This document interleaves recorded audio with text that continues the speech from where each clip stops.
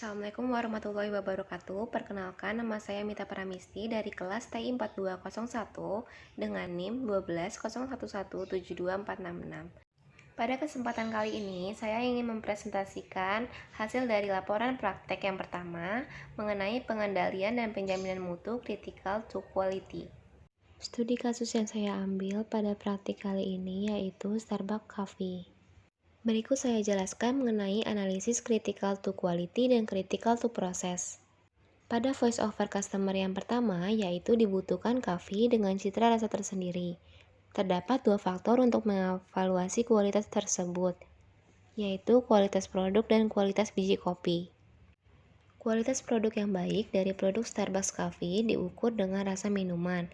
Agar Starbucks Coffee memiliki kualitas yang terbaik, maka parameter proses yang digunakan agar proses berjalan dengan benar, yaitu suhu pada temperatur air yang digunakan untuk membuat kopi berada pada 90 derajat Celcius sampai 95 derajat Celcius.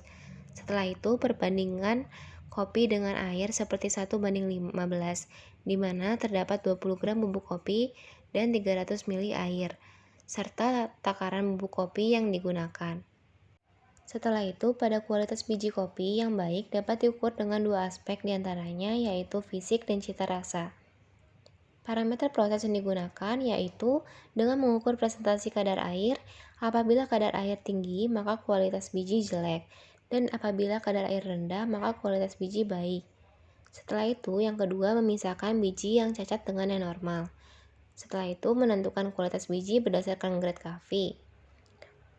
Parameter proses yang digunakan yaitu untuk mengukur secara cita rasa, yaitu dengan menganalisis kopi secara keseluruhan meliputi aroma kopi, rasa, aftertaste, dan tingkat keasaman. Setelah itu, pada voice of customer yang kedua yaitu dibutuhkan varian rasa yang ditawarkan. Terdapat faktor untuk mengevaluasi kualitas dari produk tersebut, yaitu variasi produk, yang dapat diukur dengan tingkat keberagaman produk. Parameter proses yang digunakan agar proses berjalan dengan benar yaitu dengan membuat beberapa varian rasa serta penambahan topping. Pada voice of customer yang ketiga yaitu dibutuhkan aroma kopi yang sedap.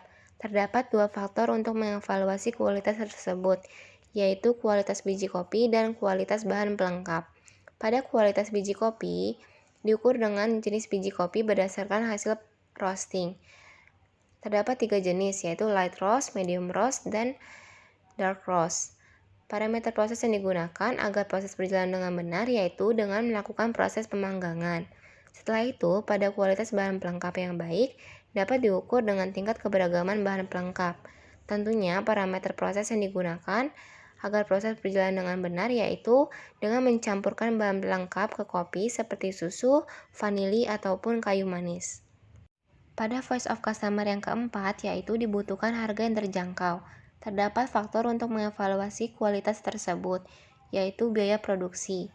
Biaya produksi yang baik dapat diukur dengan penetapan biaya produksi dengan parameter proses yang digunakan agar proses berjalan dengan benar, yaitu dengan mengevaluasi pengeluaran biaya produksi. Setelah itu yang kedua, penetapan harga pokok penjualan atau HPP. Parameter proses yang digunakan agar proses berjalan dengan benar yaitu dengan memeriksa keuangan secara berkala. Pada voice of customer yang kelima yaitu dibutuhkan kemasan minuman yang menarik. Terdapat faktor untuk mengevaluasi kualitas tersebut, yaitu desain kemasan. Desain kemasan yang baik dapat diukur dengan dua aspek, yaitu ramah lingkungan dengan parameter proses yang dilakukan yaitu dengan merancang reusable cup. Yang kedua, aspek estetika. Parameter proses yang dilakukan agar proses berjalan dengan baik yaitu dengan memberikan sentuhan warna, bentuk, sentuhan logo, serta huruf. Pada voice of customer yang keenam yaitu dibutuhkan kopi yang tidak terlalu kental. Terdapat faktor untuk mengevaluasi kualitas dari produk tersebut, yaitu kualitas kopi. Kualitas kopi yang baik dapat diukur dengan rasio pada air, dengan parameter proses yang dilakukan yaitu dengan memperhatikan perbandingan rasio air dan kopi yaitu 1:15. Yang kedua, waktu penyeduhan. Parameter proses yang dilakukan agar proses berjalan dengan baik yaitu lamanya waktu penyeduhan. Waktu penyeduhan diperlukan sekitar 4 menit.